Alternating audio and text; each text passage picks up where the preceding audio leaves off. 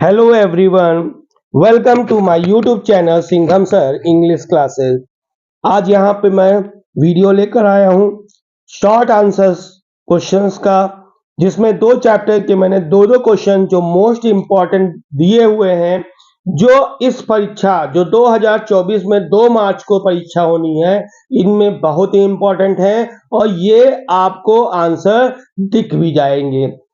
जब दिखेगा तो इसको कैसे बहुत अच्छी तरीके से लिखेंगे शॉर्ट आंसर्स को, उसको मैंने यहाँ तरीका बताया है।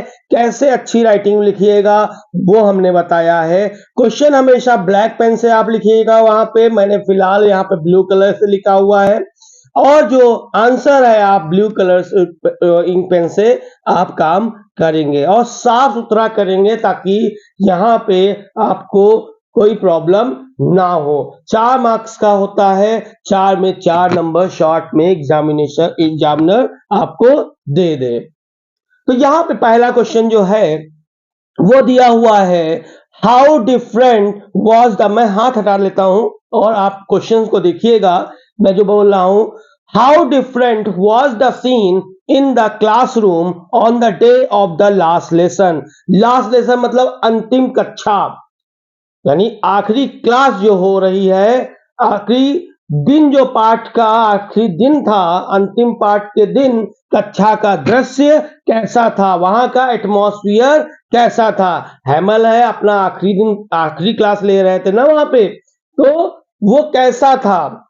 या फिर क्वेश्चन इस तरह पूछा जा सकता है, why was Franz confused, what added to his confusion. क्या कंफ्यूज क्यों था? जब वो स्कूल के अंदर एंट्री किया तो विंडोज वगैरह से देख रहा था कि बिल्कुल शांत सब बैठे हुए थे, पीछे साइड में विलेजर्स बैठे हुए थे, आगे है सब बच्चे चुपचाप बैठे हुए थे। हैमल है हैमल है पढ़ाने शुरू करने जा रहे थे, तो जैसे ही हैमल ने फ्रांस को देखा, वो पोलाइटली उन्होंने इंटर करने के लिए कहा कि चलो अंदर आ जाओ, बैठ जाओ। ऐसा कुछ हुआ था ना। तो वही चीज है, why was Franz confuse, confuse क्यों था। पहले तो रास्ते भर में सोचता चला आ रहा था कि हम स्कूल पहुंचेंगे, और हैमल जो है, हमने पहली बार पार्टिसिपल नहीं याद किया है, और दूसरा कारण यह है कि मैं लेट भी हूं। ठीक है, तो इसकी वजह से वो डर भी रहा था। लेकिन जब वहां पहुंचा और हैमर ने इंटर करने कह दिया, क्लास में आओ बैठो फ्रांस, तो वो कंफ्यूज हो गया, ऐसा क्या हो गया मेरे साथ। What added to his confusion, क्या ऐड हुआ उसके साथ। तो इसका अगर हम हिंदी अनुवाद कहते हैं तो बोल सकते हैं, फ्रांस क्यों उलझा हुआ था, उसकी उलझन किसने और बढ़ा दी। What added to his confusion, उसकी उलझन जो है वो किसने और बढ़ा दी। तो यहां पे हम आंसर क्या लिखेंगे, आंसर को देखना। क्या मैंने लिखा, मैं इसको हिंदी में भी बता दूंगा आपको। जो यहां पे बोला गया है, when France reached school he found the entire place usually, मैं हाथ हटा लेता हूं, आप आंसर्स को प्रॉपरली देखिए। When Franz reached school, he found the entire place usually quite strange and solemn. He was late for school. यहां पे हम पहले फुल स्टॉप तक हम इसको हिंदी में बताते हैं कि बोला गया, when Franz reached school, he found the entire place usually quite strange and solemn. जब फ्रांस स्कूल पहुंचा तो पूरे स्थान को असामान्य रूप से शांत, अजीब और गंभीर पाया। था ना, जब अंदर गया सभी शांत बैठे थे, पीछे विलेजर्स बैठे थे, और चुपचाप पूरा शांति से पूरा स्कूल सन्नाटे में था। ठीक है, तो यहां पे पहली लाइन का सेलेमेंट तक हमने बताया आपको। फिर उसके बाद बताया गया, he was late for school and thought that H Hamel would scold him. क्या उसे स्कूल जाने में देर हो गई और उसने सोचा कि एम हैमल उसे डांटेंगे। Okay, next, but he but to his surprise M Hamel spoke very kindly. बहुत विनम्र से, हैमल ने बहुत विनम्र से बोला, very kindly to him and invite him in. ठीक है, लेकिन उसे आश्चर्य हुआ कि एम हैमल ने उसे विनम्रता से बात की और कक्षा में अंदर आने के लिए आमंत्रित किया। तो लिखा हुआ ना इनवाइट हिम, लिखा हुआ है इनवाइट हिम इन, मतलब अंदर आने की अनुमति दे दी, आमंत्रित किया, चलो कक्षा में बैठ जाओ। अब आगे आते हैं, लास्ट लाइन क्या बता रहा, how ever what confuse him the most was the presence of village elders in the classroom. अब सबसे सरप्राइज चीज उसके साथ ये थी कि गांव के बुजुर्गों का कक्षा में होना उसे सबसे अधिक आश्चर्यजनक लगा। मतलब कुल मिलाकर यहां पे बताने की कोशिश की है हमने कि वो फ्रांस जो है कंफ्यूज क्यों था और उसके कंफ्यूजन को किसने और बढ़ा दिया। बढ़ाया तो विलेजर्स ने कि पीछे ये विलेजर्स क्यों बैठे हुए हैं, पुराने जो हैं विलेजर्स होते हैं, बुजुर्ग हैं, जैसे पोस्टमैन है, रिटायर्ड पोस्टमैन है, और भी जो हायर लेवल के जो ग्राम पंचायत में लोग हैं वो बैठे हुए हैं। तो ये सब क्यों है, यही एक कारण था, फ्रांस कंफ्यूज था और एड उसके कंफ्यूजन को इन लोगों ने और बढ़ा दिया क्योंकि क्लास का माहौल शांत था बिल्कुल। और हैमल जो है बिल्कुल शांत स्वभाव से फ्रांस से कहते हैं कि आइए क्लास में बैठो सब, ठीक है। और दूसरा है जब फ्रांस देखता है कि जो एल्डर्स बैठे हुए हैं, बुजुर्ग बैठे हुए हैं, वो क्यों बैठे हुए हैं, क्या कारण है, ये सब फ्रांस को कंफ्यूज कर रहा था।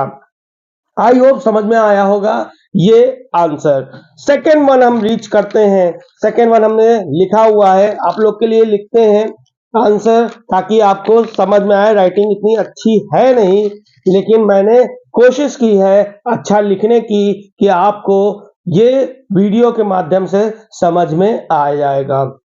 एक्चुअली क्या है, मैं जहाँ पे बोर्ड में लिखता था, लाइव क्लास लेता था, मेरा बोर्ड है वो गिर गया और टूट गया है, तो उसकी वजह से मैं बोर्ड पे लाइव क्लास नहीं ले पा रहा हूँ। आपको यहाँ पे नॉर्मली लाइव क्लास लेकर आपकी जरूरत को पूरा कर रहा हूँ, ठीक है।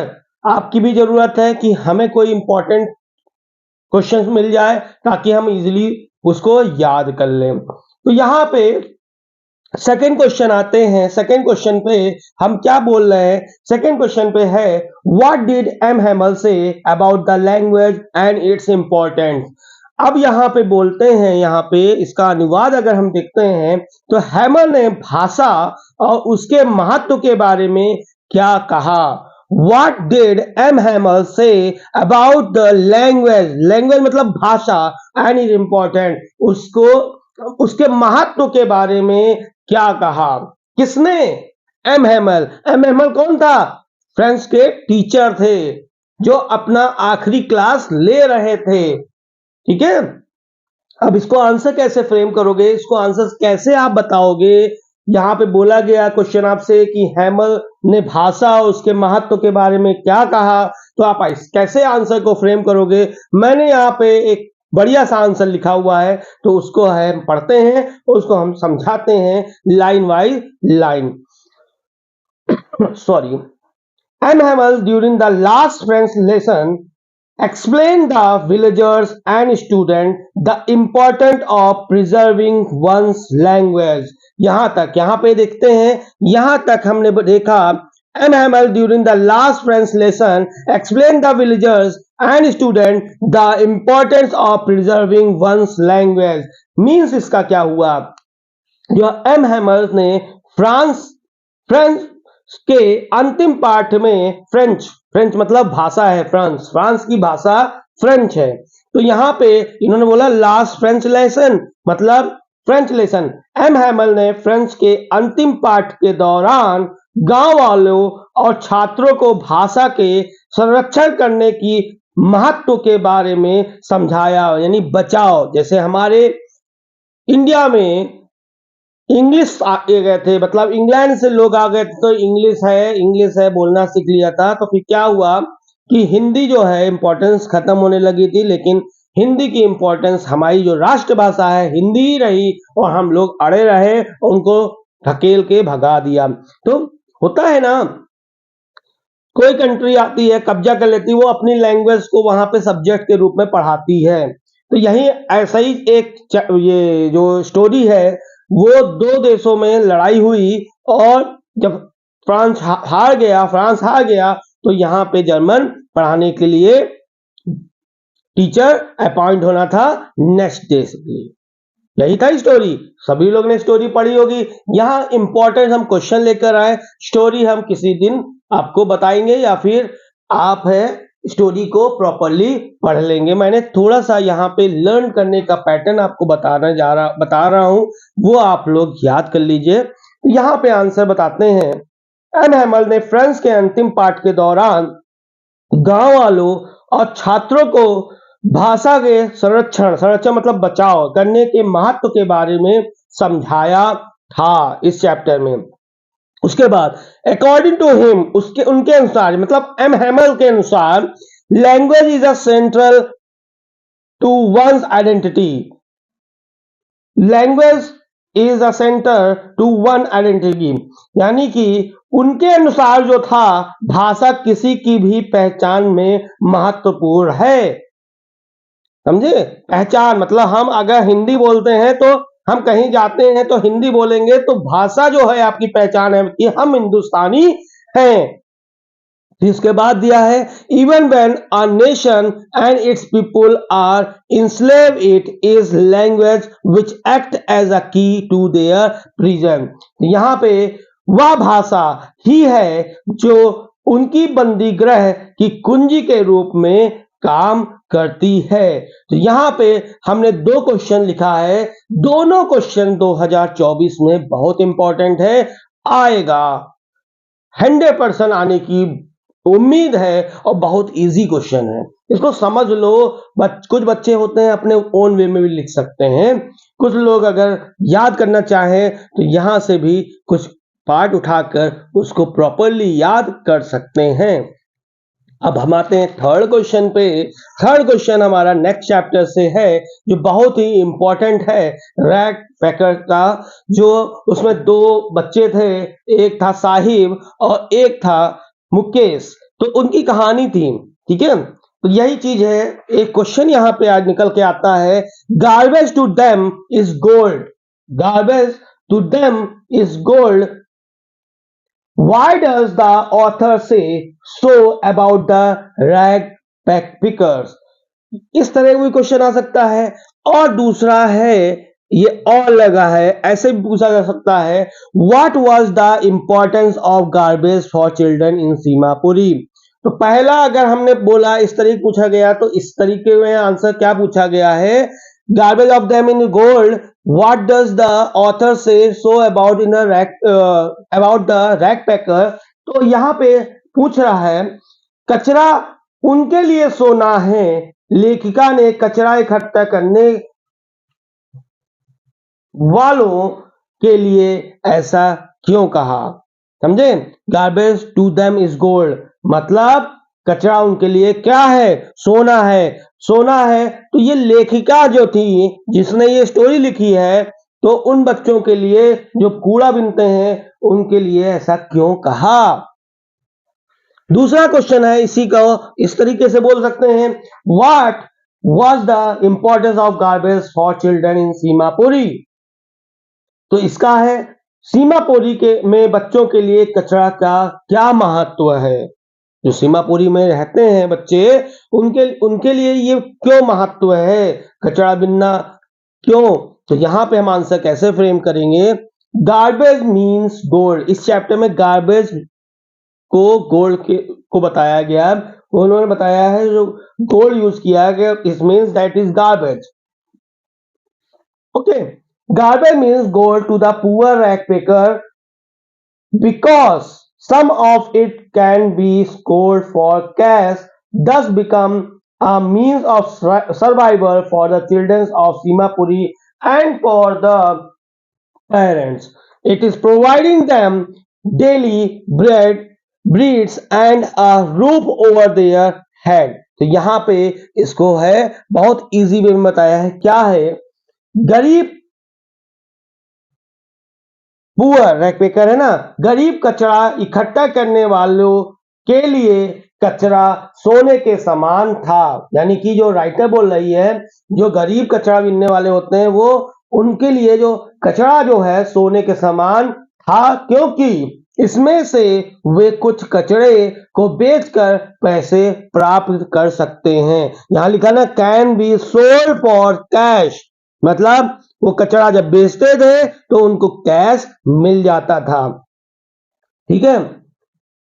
इस प्रकार सीमापुरी के बच्चों और उनके माता पिता के लिए जीवन यापन का साधन बन गया था। जो कूड़ा बिनना जो है, रैक पैकर बोला है कूड़ा बिनने वाले, तो उनके पेरेंट्स और बच्चों का ये क्या है, यानी साधन बन गया था कि कचरा बिन के लाएंगे और उसको बेचेंगे, पैसा मिलेगा, उससे जीवन यापन उनका होता रहेगा।